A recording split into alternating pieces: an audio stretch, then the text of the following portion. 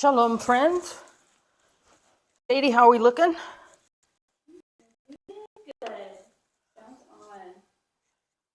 Shalom, friends. Welcome to our first ever USA Day of Giving live stream. That's really long and a mouthful. Excuse the workout echo and the details, but that's a good sign. It means we're on, we're live. We hope you're here watching. We're so excited to do this and join in this way for the first time. So welcome. Let me introduce myself. For those maybe who don't know who I am, I'm Cariño Casas. I'm the executive director of CMJ USA, the church's ministry among Jewish people. And so we're going to start there. Who is CMJ? What is CMJ? What is it that we do? And why have we popped up in your live streams this afternoon? So CMJ is the oldest of the Christian agencies reaching out to Jewish people. CMJ was founded way back in 1809. For those of you who know your church history, there was a big push to reach the nations for Jesus, and CMJ is one of those organizations that is founded there in the early 19th century, and we were founded by this guy, Joseph Levi Frey. Joseph Levi Frey was a Jewish believer in Jesus. He comes to faith just before the turn of the century, and he has a passion for Jesus. He wants to go tell people about Jesus, and he was training to be a missionary in South Africa. And then he said, why am I going to South Africa? He went into London, and he saw the East End of London, where there were many, many Jewish refugees fleeing anti-Semitism and poverty in Greater Europe, and they had all gone into the UK, into England, and they were in desperate need. They needed, they just needed some basic charity, financials, food, and medical care, and he went in to help them.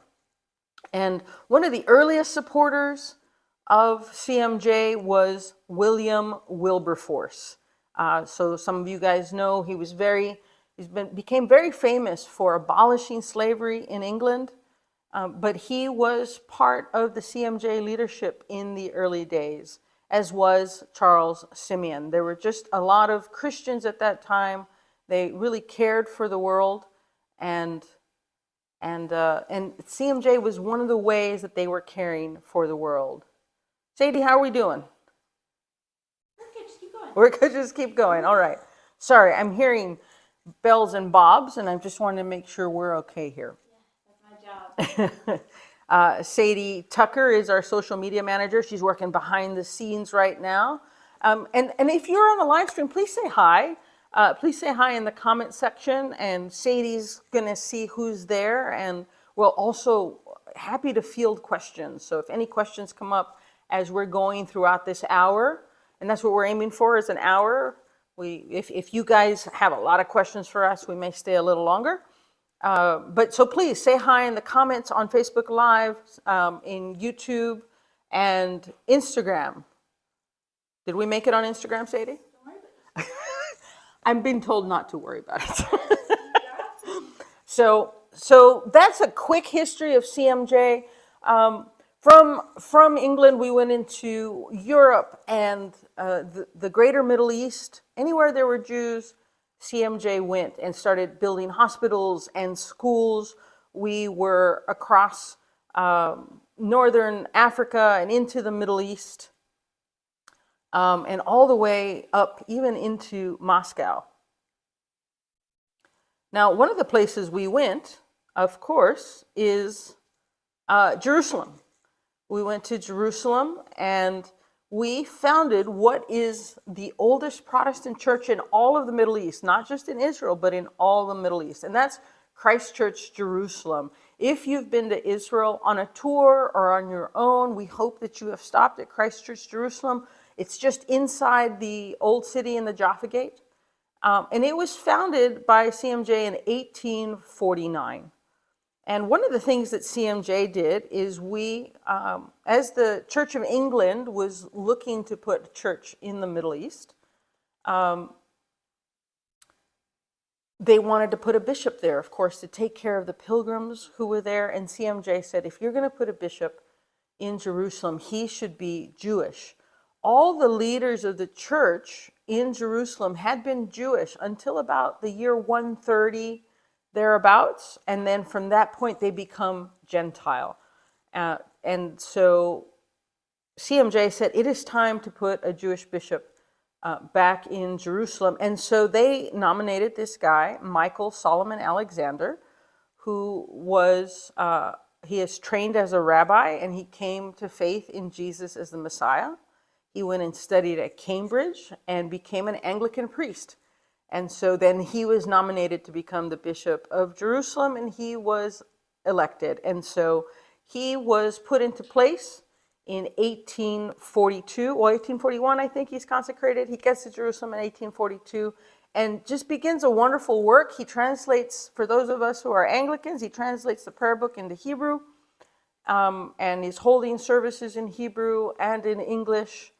Unfortunately, he dies in 1845, but he really establishes the work, and the church had already started, and the church was finished in 1849. So again, if you're joining us, today is the CMJ USA Day of Giving, and we just want to introduce ourselves, and we want to give you an opportunity to partner with us. And today is the feast of Bishop Shereshevsky. We chose that day specifically to do the Day of Giving, and we'll tell you a little bit about more why, and we'll tell you more about Bishop Joseph Shereshevsky, who is a Jewish believer in Jesus, who did great things for God. So a lot of you may be looking at me, especially those of you who are new to CMJ, and saying, okay, she looks Hispanic, she's talking about Jewishy things. How did we get here? So I want to tell you a little bit about my story, because you are right. I'm a Mexican American. I grew up on the border with Mexico, and the Lord just dropped the Jewish people into my heart kind of in my 30s. I grew up in the church, as I'll tell you right now, and then I didn't have any context for the Jewish people until suddenly the Lord changed my life. And how did he change my life? Through this Bible of which I have a copy here. This is the original one that you'll hear in the story, because you'll see I signed it and put the day that I bought it. So this is the complete Jewish Bible. So I'll tell you a little bit about myself. I had the privilege and blessing to grow up in the church, and went to Christian school, felt like I knew the Bible really well. Thank God. Thank God for that provision, and for parents who cared for me and taught me about Jesus. And so I grew up, and I grew up a Christian, went to college, just continued growing in the Lord. And I studied journalism and worked in newspapers for the better part of a decade. And so my last newspaper job, my last newspaper job was in Southern California. I worked for a Spanish language weekly, and it was the best newspaper job I ever had. It really was. I was the photographer. We were all young journalists. All of us were Hispanic. I was the only American-born journalist on that staff. We had people from all over the world, all over the Spanish-speaking world. Best newspaper job ever, spiritually dry time. All of my own doing. I hadn't managed to get myself into a church or a Bible study or anything like that. And then the Lord moved me out of there and moved me to Minneapolis. And in Minneapolis, I was in community with some Christian friends again, kindled within me. And I was looking for something to go deep. And I wish I had that one. There's another version that's called the Jewish New Testament. It's slightly different, and it's just the New Testament. It's slightly different, and it's just the New Testament. And that's actually what caught my eye. But then I felt like I was reading. We're still streaming. I can see the red dot, Sadie. Please pray for our technology. We're having technological issues, but we got the sound on, so we're good. Okay, thank you. So I opened this Bible to Matthew and read, this is the genealogy of Yeshua the Messiah, son of David, son of Avram. Abraham was the father of Yitzhak, and Yitzhak was the father of Yaakov, and Yaakov was the father of Yehuda. And putting their names in Hebrew like that just kind of hit me like a ton of bricks. And I kept reading Matthew in this translation, and I felt like I was reading Matthew for the first time. I was reading the New Testament for the first time. It just hit me afresh. And so I went back, and I ended up buying the Jewish New Testament commentary. And David came to faith in Jesus, also kind of in his late 20s, early 30s. And he decided he was going to do a Jewish commentary on the New Testament. But then he decided that no, instead, he needed to start to translate. The whole testimony is in here. I recommend it to you, or it's also inside the Jewish New Testament commentary. And he translated from the Greek into an English that reflects the Jewish context of the Bible. And I lived in the Gospels with David Stern and his commentary and his translation for several months. And that just moved me to pray for the people of Israel, to pray for my Jewish neighbors. And at the end of a year of prayer, the Lord said, it's time to go to Israel. And so I was super excited, and I went to Israel in 2009 for the very first time, and just had an adventure. I'd love to tell you more about that adventure. Invite me to church, and I'd love to tell you more of that story. Did you have a question, Sadie? Sure, we have a question. It says, what's the best way to pray for my Jewish? That's a good question. Let me finish the story and we'll get to that one. Okay. Is that all right? Yeah. So I kind of do want to answer that question, though. That's a wonderful question. How do we pray for our Jewish neighbors? Right now, as we're going to talk in a little bit, we're going to talk about how anti-Semitism in all the world, but also in this country, has just shot up. And it's made our Jewish neighbors nervous and afraid and maybe angry. And so that's a good place to start, is pray. It is important to pray, but it's also important for us to be there and show them that we support them through this anxious time. So pray for their peace. Pray that they would have friends, that the Lord would show them that they have friends outside of the Jewish community, because that's one of the big, big questions. And we can go further into that question as we approach that topic of anti-Semitism. But thank you. So I ended up going to Israel and serving there in Israel. And I serve at a house of prayer, and I just kind of sat before the Lord for a little while. And he showed me a lot of things. He taught me things about myself and the places I had prejudices that I needed to deal with, and to show me that he loves all the peoples of the Middle East. He loves the Israelis, the Jewish Israelis and the Arab Israelis. He loves the Palestinians.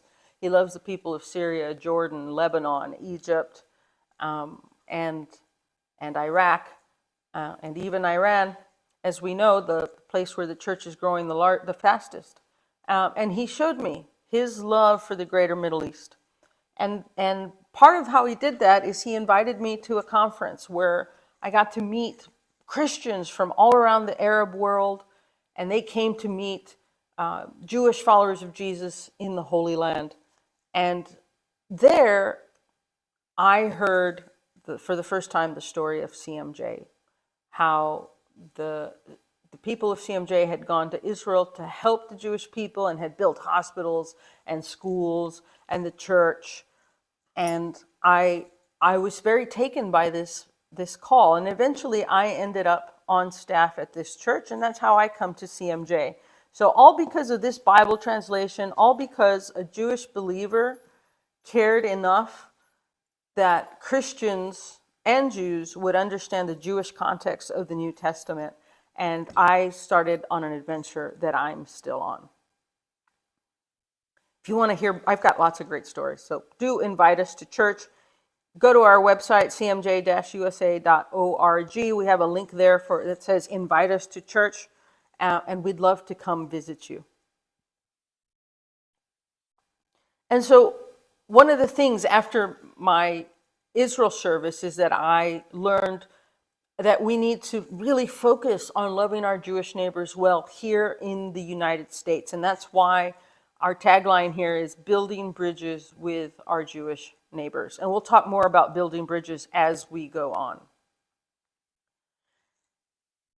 If you're just joining us, we are CMJ USA, the church's ministry amongst Jewish people. And today is October 14th, the feast of Bishop Shereshevsky, and it is the day of giving. And somehow I'm missing it on this graphic, Sadie.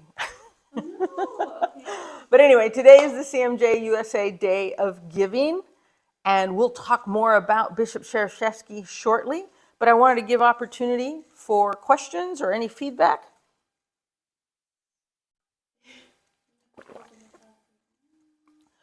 Well, it sounds like we're going well. Please continue to leave your comments and questions and just encouragement. Say hey, say where you're listening from.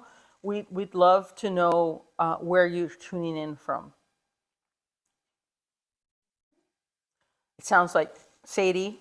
We'd hoped to mic Sadie, but our technology was rebelling, as often happens when you decide to do something big. And so we don't have a mic for Sadie today. We'll try to do it for next time. We know that Joseph is listening. Oh, welcome, Joseph.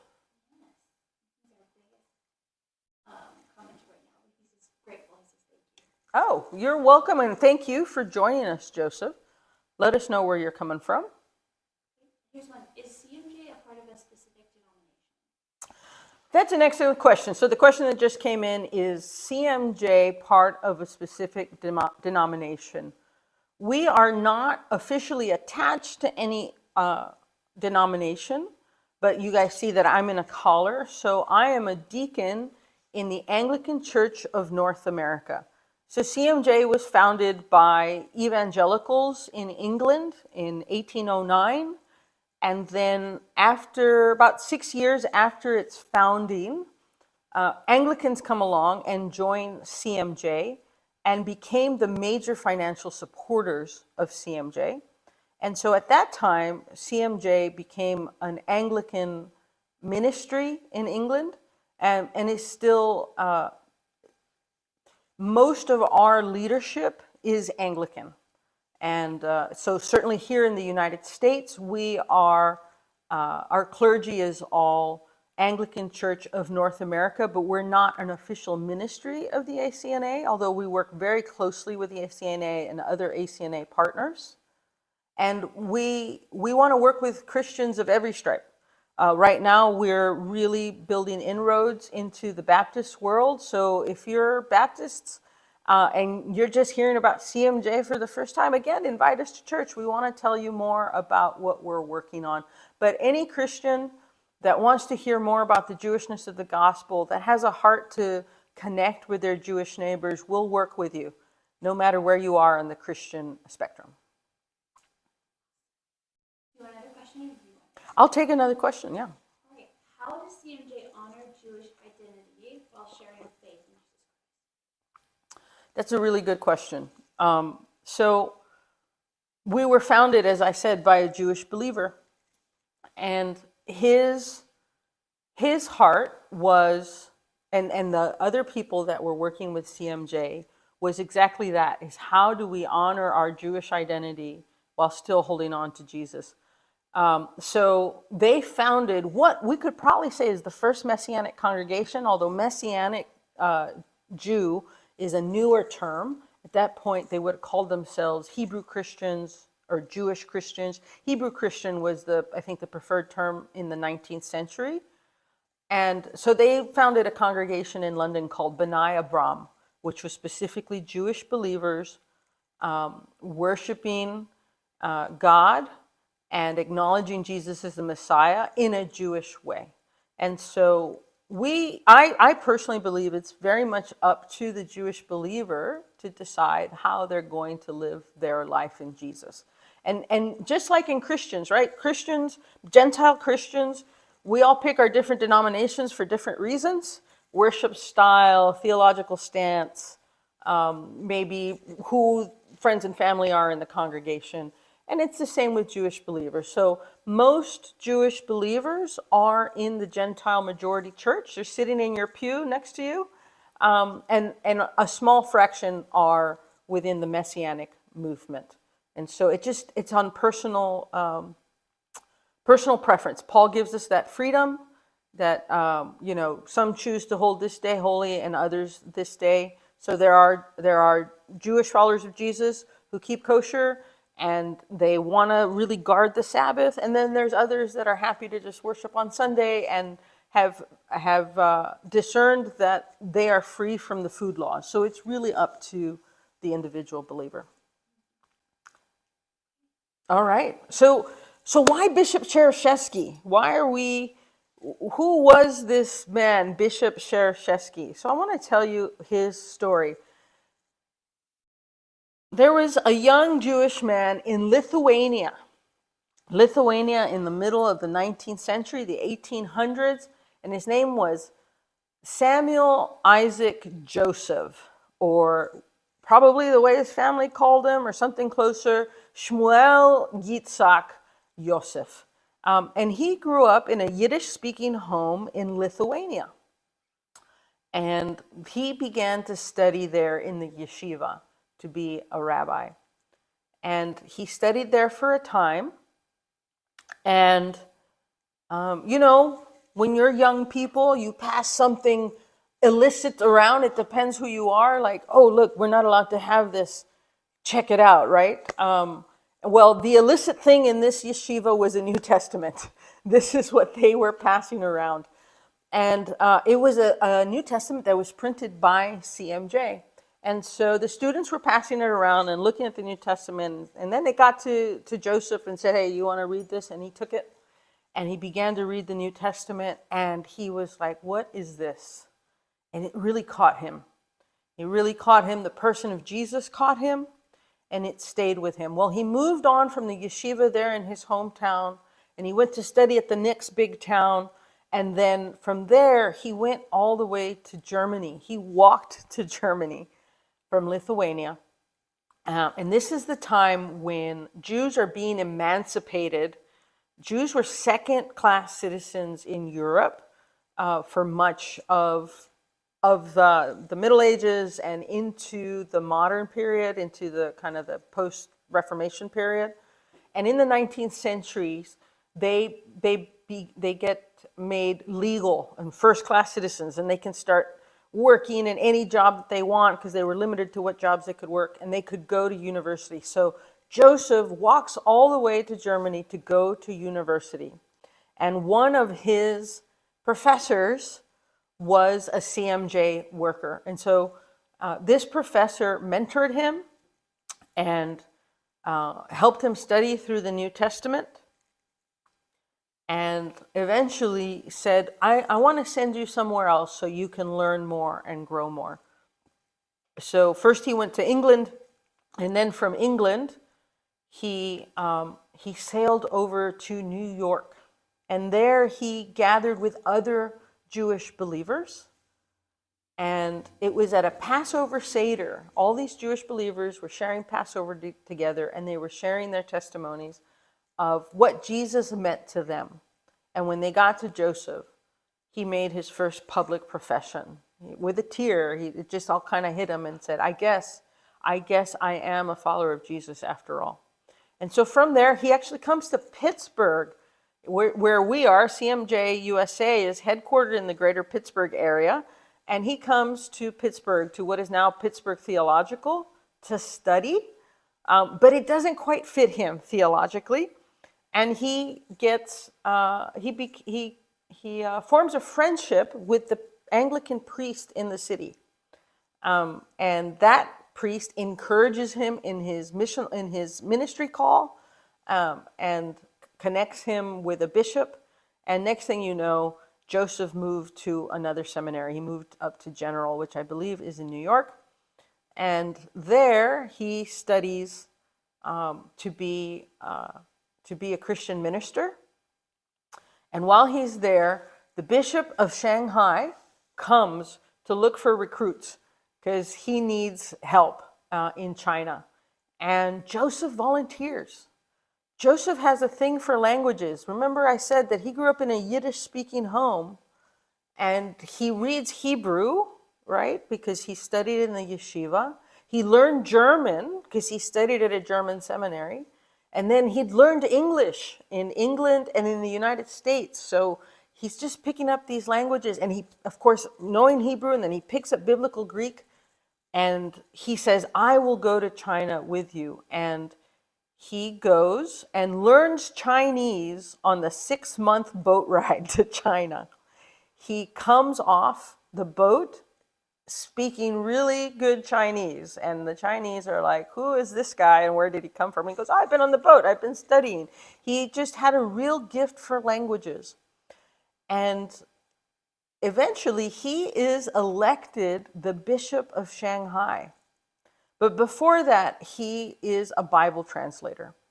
And he worked really hard to translate both the Hebrew scriptures and the Greek New Testament into Mandarin Chinese, a classical Mandarin Chinese. He knew more Chinese than a lot of Chinese did. He was very well read. And then he became the Bishop of China, of Shanghai, the Bishop of Shanghai. And he just had a passion for the people of China. Unfortunately, one of the things that happened is he worked really hard, and he ended up getting sunstroke while he was visiting one of his churches, and he became very, very ill. And the effects of that followed him the rest of his life. And he got to the point where he became mostly immobile and paralyzed, and he could just move his arms. And he was determined to finish his translations late in his life. As he retired as bishop, he moved to Japan. And here we see him in Japan with his assistants. And he would just type one finger at a time, or he would dictate to his assistants. And that's how he finished the Bible translation. And this is an example of the mighty things God can do with a Jewish follower of Jesus. And that is why we've picked the feast of Bishop Shereshevsky. Today is a feast day on the Anglican calendar. I mean, here's an icon. I know some of this makes some of you uncomfortable. Forgive me, but this is an icon of Bishop Samuel Isaac Joseph Shereshevsky, because he was declared a saint by the Anglican Church, and he has a marked feast day, always October 14th. And Shereshevsky is just one of the great stories of CMJ, and that's why we've picked October the 14th to be the CMJ USA Day of Giving.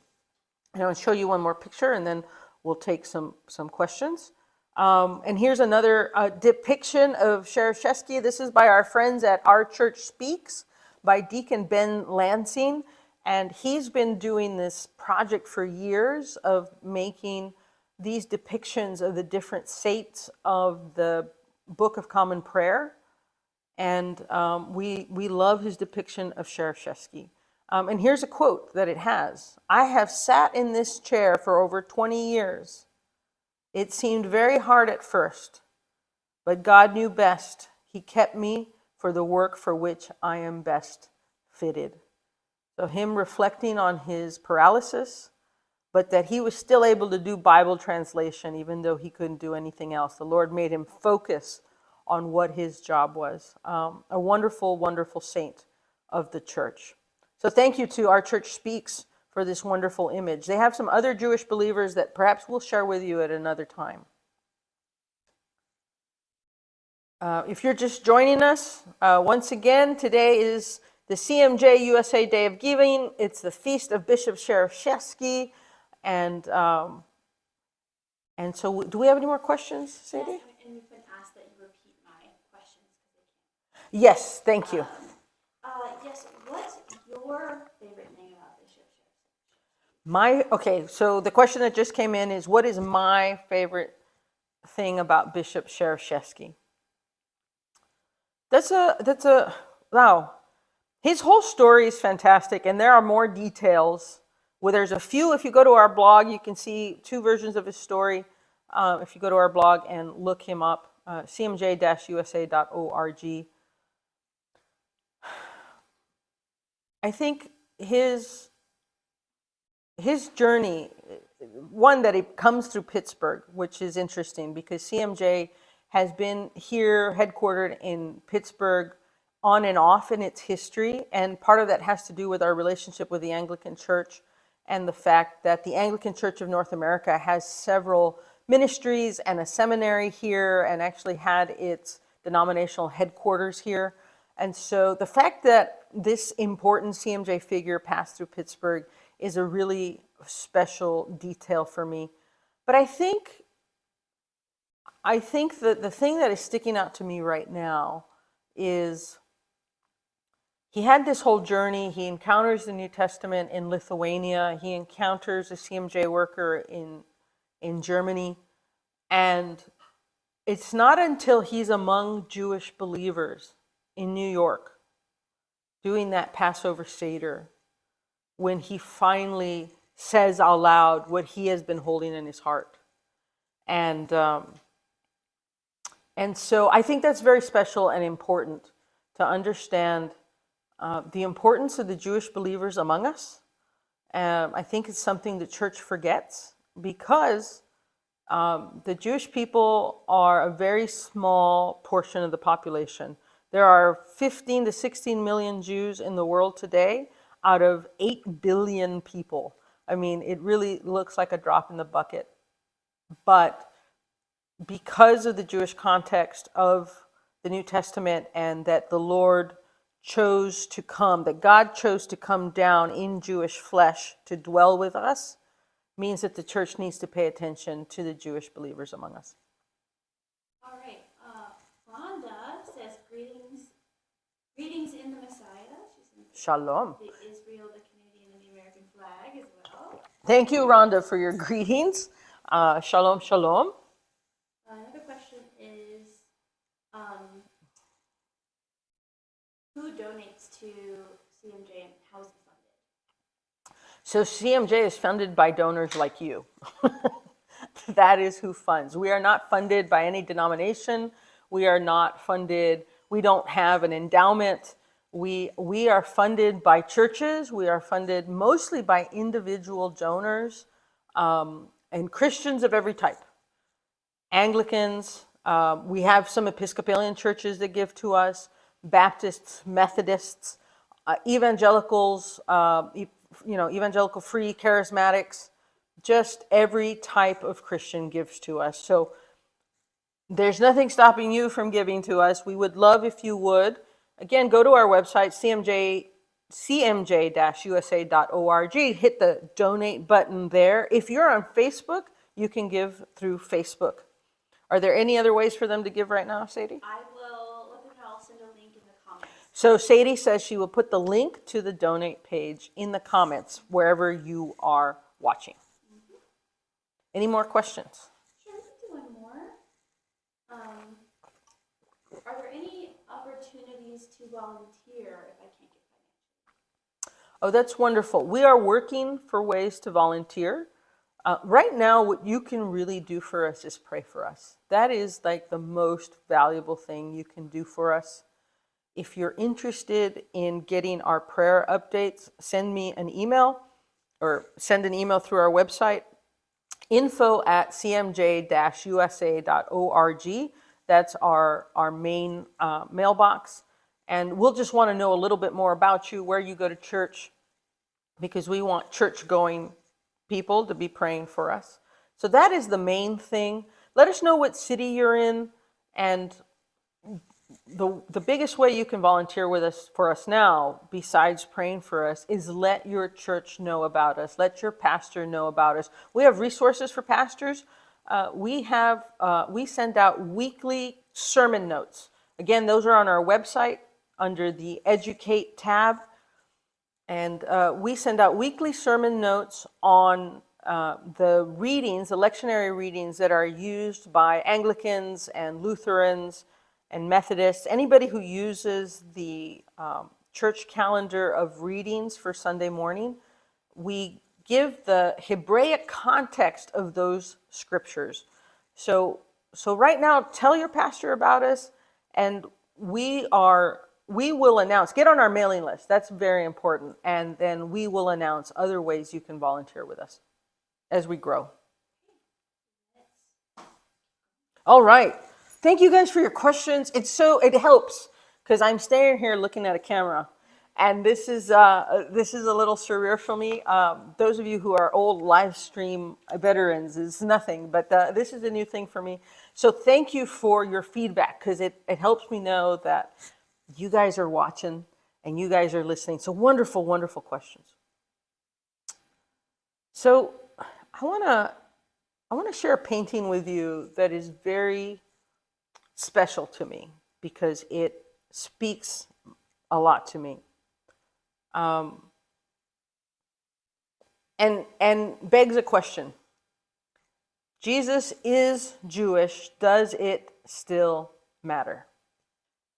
And so this painting is called The White Crucifixion by a Jewish painter named Marc Chagall. And it was painted in 1938 as a response to Kristallnacht. For those of you who don't know, Kristallnacht was an attack on the Jewish people that the Nazis did all across Germany. Every city in Germany attacked their Jewish neighbors at the same time on the night of November the 9th, November the 10th, the morning of November the 10th. And it was a scary thing because they went and they smashed synagogues and they set them on fire and they beat up Jewish people and maybe worse. And so Chagall painted this painting as a response to that event. And so he puts a synagogue on fire over here. And the village is all upside down here.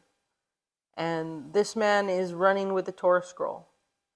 And down here there's a menorah. And down here there's a woman running away with a baby. And books and Torah scrolls torn on the floor. And up above you have the patriarchs lamenting. It's Abraham, Isaac, and Jacob, and Rachel weeping for this anti-Semitic attack. But what is so striking about this painting is who Chagall puts in the middle. He puts the crucified Jesus. And he's very Jewish. He has put a prayer shawl around his waist as a loincloth. And it does say Jesus of Nazareth, King of the Jews, on top of the cross. And it asks the question, why? Why does this Jewish man who never professed faith in Jesus put the crucified Jesus in the middle of this attacked Jewish village? And Chagall saw Jesus as the ultimate Jewish martyr. And when I look at it, I see the suffering servant, Isaiah 53. And it's Jesus suffering with his Jewish brothers and sisters under duress. And those of us who are Christians and follow Jesus, we are told to imitate Jesus. Paul says, I think to the Corinthians, imitate me as I imitate the Messiah. That's the rabbinical mode of learning, even to this day. If you are a student with a rabbi, you imitate the rabbi, and that's how you learn. Whatever he does, you do. And that's what Jesus did with his 12 disciples. They lived with him for 3 years, and they were supposed to do whatever he did, right? And he does. He sends them out. Go heal. Go preach. And then Paul says, I'm imitating Jesus, so you imitate me. And Paul's basically putting himself in the place of the rabbi of these churches.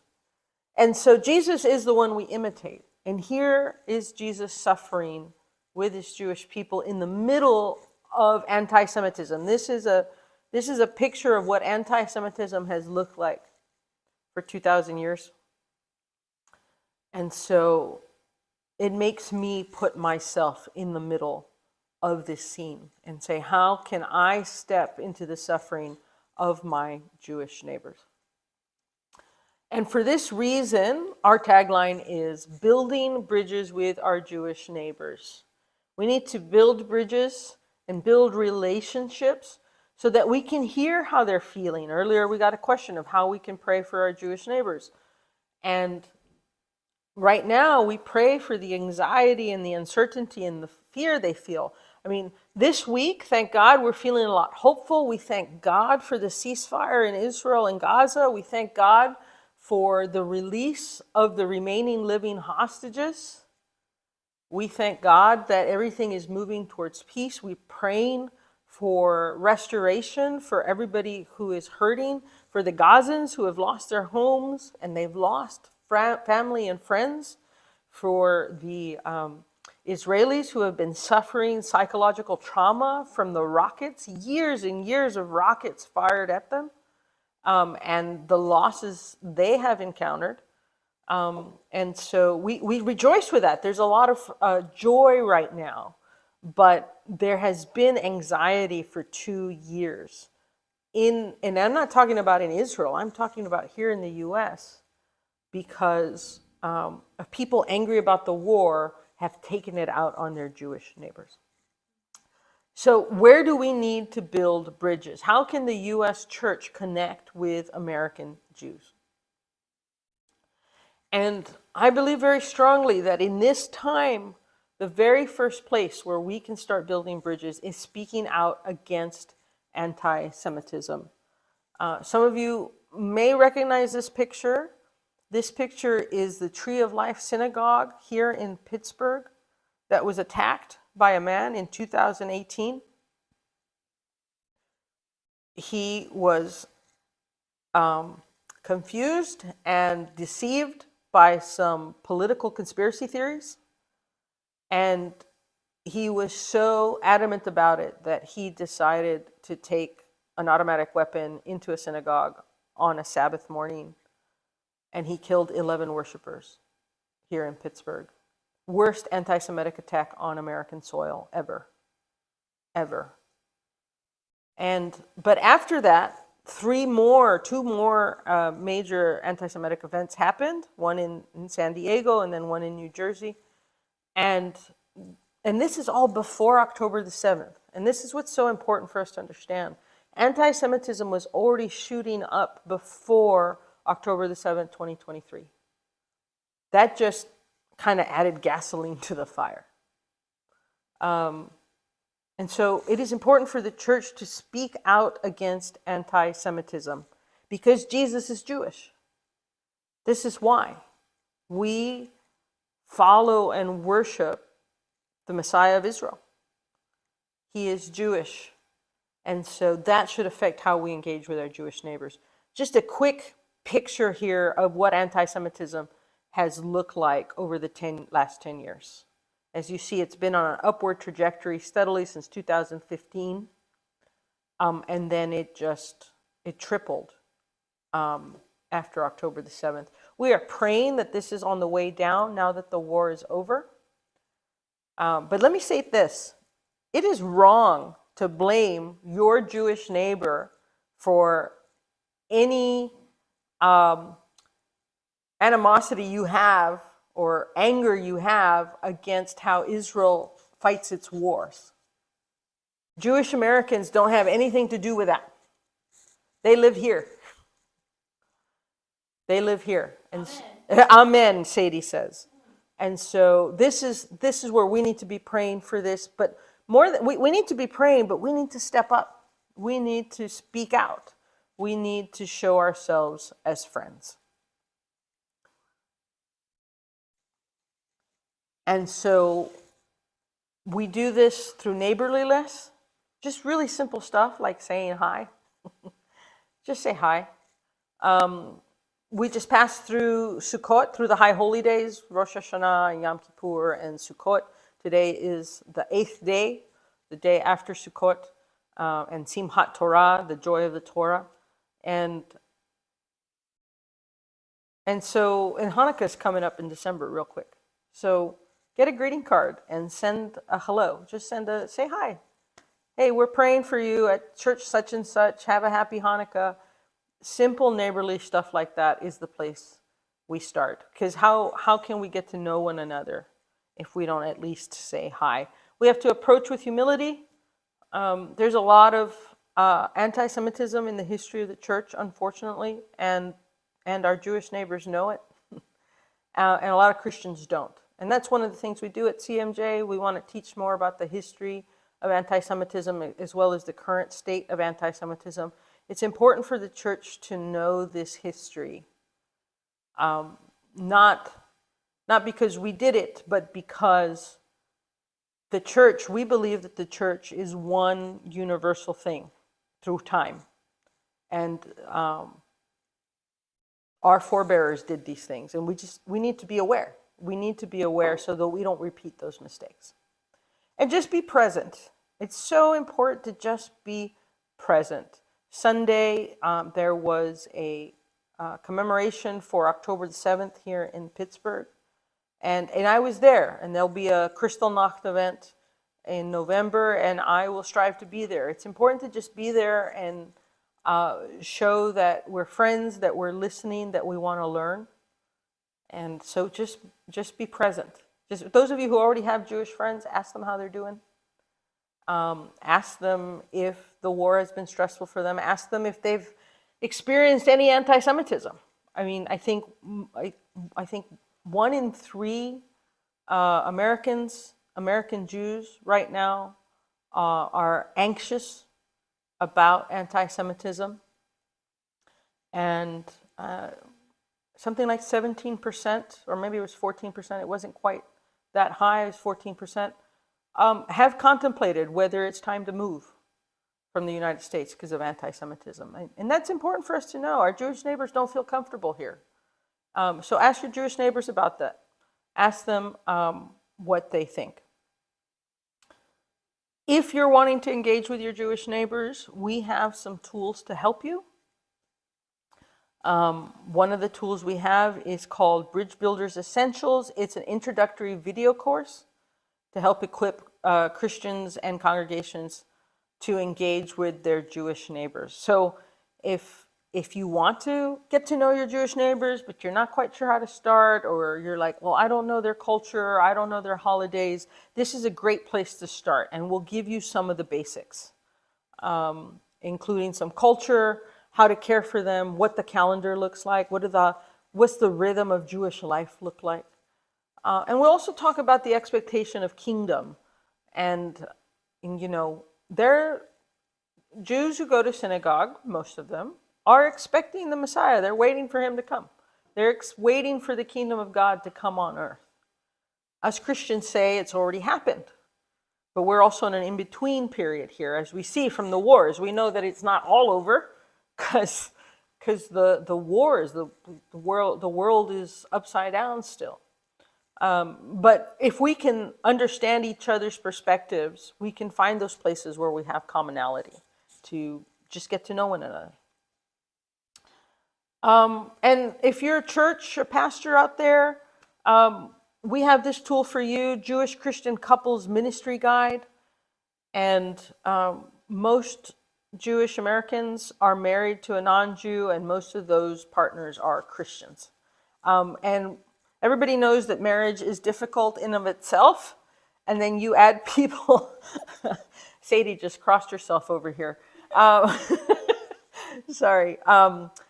But you get people from 2 different cultures or 2 different religious backgrounds, and it's, you know, it adds to the tension sometimes. And so we want to help people with that. We want to help people help their neighbors with that. So reach out to us. If you go to our website, cmj-usa.org, and fill out the form there, and check off Jewish Christian couples. We'll send you some of those tools, ideas for maybe having a retreat or having a talk together, or maybe just like a couples weekend, something like that. So you can talk about these issues. Again, prayer is like the real thing that we need from you all. We need prayer. And so we're looking for what we're calling groundbreaker teams. We have bridge builders. We want churches that'll be building bridges with their Jewish neighbors, but we know that not everybody has a Jewish community near them. Or maybe it's just you, or you're a really small church and you're not ready to step out like that, and we understand. Please pray for us. And so if you want to be a praying church, we ask you to write us, commit to praying, sign up for our monthly prayer update, and consider adding us to your budget, to your missions budget. That could be a great, great help to us. How can you be praying? This was asked earlier. Pray for churches to have a heart for their Jewish neighbors. I think in talking to churches, this has been a blind spot. We think about other people groups among us and how we can minister to their immediate needs. And part of the issue with our Jewish neighbors is that their needs are more, they need friendship. They need somebody to step in and say, don't be anxious, or don't be afraid, or I'm here with you through these questions of anxiety about rising anti-Semitism. Whereas other people groups, we see, they have material needs and the church provides those. So pray for churches to get a heart for their Jewish neighbors, for financial provision for CMJ as we're trying to grow. We're a very, very small Gideon band. There's 3 or 4 of us on staff right now with a few volunteers. And we really want to grow. We want to go visit churches. If you're listening from California, if you're listening from Texas, we want to go up to the Pacific Northwest. We want to visit Chicago and Atlanta and Miami, DC, and up into the New England. And that takes money to go visit you. So please pray for financial provision. And we're finalizing another program that I'm not going to talk to you about today, but pray for that we can finish that well. And we'll be telling you more about that at the beginning of the year. So once again, we're CMJ USA, the church's ministry amongst Jewish people. Today is our day of giving, and it is the Feast of Bishop Shereshevsky, October the 14th. And Sadie, do we have any questions? Yes. Barbara Costa said, I'm going to repeat what I'm saying. She said, Mark Chagall is a very important painter. So thank you, Barb. We're so glad you joined us, Barb Costa, listening from South Carolina, says that Chagall is a very important painter, and certainly his works depicting Jewish Jesus are very, very important to us. Yes? They said, what's next to the lamb, I think. Oh, what's next to the lamb? Yes, what's next to the lamb. Oh, okay. So, yeah, let's talk about what we got here. So you see the little lammy? He's from my Passover Seders. We will come to your church and do a Passover Seder and talk about Jesus in the Passover. Again, go to our website, cmj-usa.org, and you can sign up for a Seder. So right here we have a menorah, 7-branch candlestick. This was in the temple, and also shows up in Revelation and in a couple other places. So this is a small version of what would be in the temple. This is a ram's horn. This is a shofar. I don't want to blow the speakers out, so I'm not going to blow it. So this would have been blown on Rosh Hashanah, which is the Jewish New Year. In the Bible, it's known as the day of blasting. And it says to make a noise, to blast. It actually doesn't say to blow shofar specifically, but that's where we ended up. It was like, what's the easiest way to make noise? And I was like, we'll blow through a ram's horn. So that's what this is. It's also blown at Yom Kippur. And then we have a little oil lamp. This is a copy of a 1st century oil lamp, so the time of Jesus. If you know the parable of the 10 virgins, they would have had lamps like this. And then we have an imitation, a little model of a Torah scroll for Simchat Torah, the joy of the Torah. And this holiday celebrates the reading of the Torah. Our Jewish neighbors in the synagogue read through the Torah, the first 5 books of the Bible, so the books of Moses, Genesis, Exodus, Leviticus, Numbers, and Deuteronomy. They read through those 5 books in 1 year. And today is the day that they restart in Genesis 1. So, We have a comment. yes. Rhonda DeFazio. Rhonda DeFazio, shalom. She says, thank you, blessings abundant, praying for CMJ and Israel. Thank you, Rhonda, for your prayers. Thank you for coming and hanging out with us for an hour. Next question. Does CMJ USA offer educational resources for Bible studies? So we're working on that. We don't have set Bible studies right now. You could build a Bible study off of the sermon notes. This is something that people have been doing.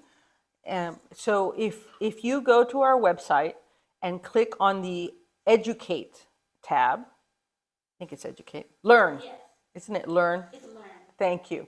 The Learn tab. If you click on the Learn tab, you will see sermon notes. And there you can download and read along with the church calendar. And that makes a great study. We know that a lot of people use that for personal Bible study, for small group Bible study.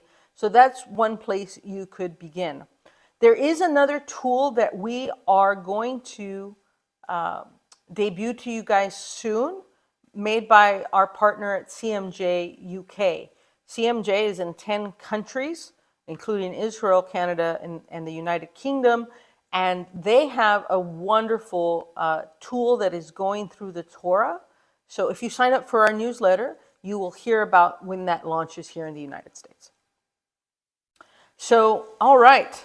So I'm going to probably go towards an end unless you guys give us more questions. So if you have more questions, please put them in the comments section. But I want to tell you about another thing that CMJ offers, and this goes to education. But this requires a little bit more of a time and money commitment. CMJ has a tour company.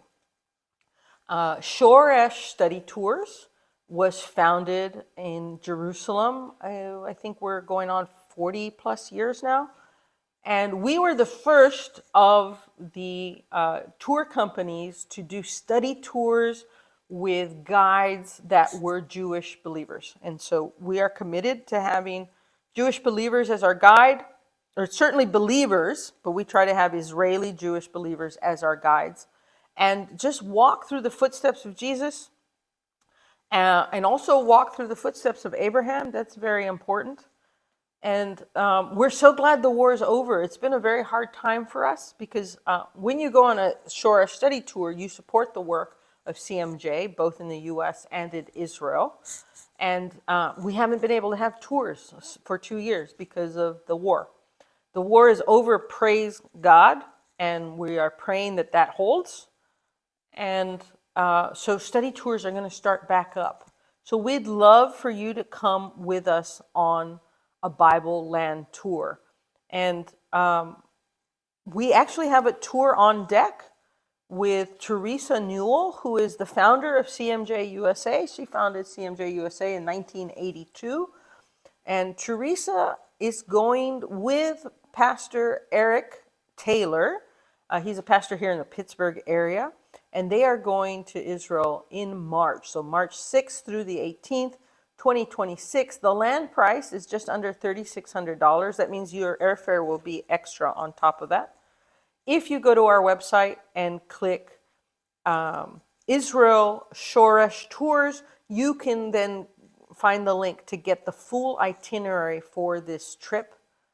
And this is wonderful, 12 days in the land. It will do Jerusalem. It will go up along the coast.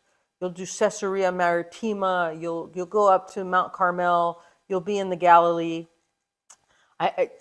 Those are the usual spots. Please don't quote me if I got the itinerary wrong. But please go to our website so you can see the whole itinerary. If you're a church leader and you want your church to come on a tour, we would love to build a tour for you. And so we have some set itineraries. Samples of those itineraries are on our website. So again, if you go to the Shoresh page on our website, you can download sample itineraries that say, oh, we want to learn about this. We are working on expanding outside of Israel next month. So follow us on social media if you want to hear about this. If you're not already following us on Facebook and Instagram particularly, I'm going to Greece. For the first time, Shoresh Study Tours will be doing a Jewish Paul in Greece tour. I'm very, very excited. I love Paul. I studied him in seminary, and I'm so eager to go walk where he walked. And so we're going to visit Thessalonica, Philippi, Corinth, Berea, Athens. It's going to be really wonderful. And so this is a pilot for us in Greece. If it works, if everything works the way that we're hoping, please pray for us. We want this to be a regular tour that Shoresh offers, and we also want to expand into other Bible lands. My heart would be to do the 7 churches of Asia Minor. We'd really love to do like the Jewish Christian history of Rome. That would be awesome because, of course, Peter, Jewish follower of Jesus, has, is the center figure, one of the center figures at the Vatican. And I know that we need to learn more about that church history and see how the Jewishness of the gospel interacts with the greater Jewish history. And the other thing we have to offer that we started during the war and we will continue to do is tours with purpose. So what this is an opportunity for you to come to the land and serve. And we will take groups of, we really want groups of like 8 to 15, but we have been working with smaller groups. So again, if you're in a church setting or you've got a small group and you want to come do service projects for a week or two, we'd love to host you. You would stay at our guest houses in Jerusalem and in Tel Aviv. And then you would serve with different nonprofits and ministries, some Christian, some not, some Jewish, just depending what the needs are. I've been on 2 of these now, and Israelis, both Arab and Jew, are so happy to have people come visit and support them. Again, the power of presence is very important, and it's powerful to just show up when people are in a tight spot and say, you came right now? We can't believe you came. Whether it's to hand out sandwiches or meals to the homebound, or sorting donations, or visiting some of the ministries that care for